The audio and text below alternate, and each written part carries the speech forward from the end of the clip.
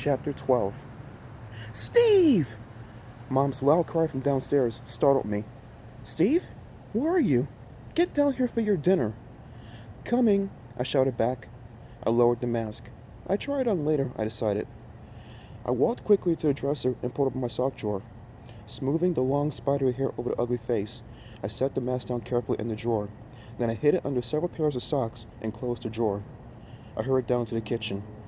Mom had a salad on the table and a plate of warmed macaroni and cheese. My stomach growled. I suddenly realized that I was starved. I sat down, pushed the salad away, and started forking the macaroni as fast as I could. I glanced down to see Sparky staring up at me with those big, black, soulful eyes.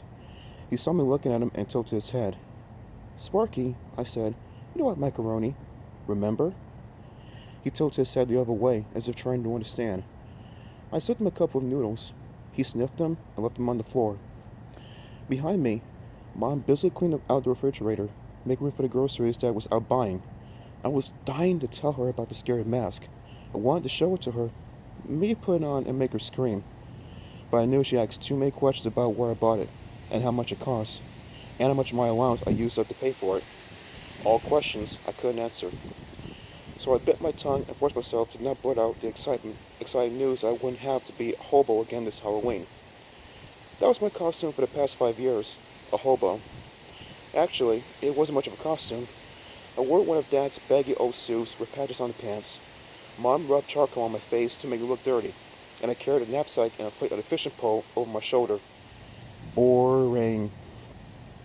This Halloween will be different, I promised myself. This Halloween will not be boring. I was so happy.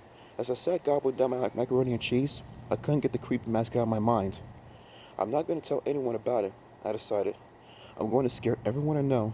I'm not even going to tell Chuck. After all, he ran away and left me down in that dark basement. Look out, Chucky boy, I told myself, grinning so hard some noise slipped out of my mouth. I'm going to get you too. Chapter 13, next time, peeps.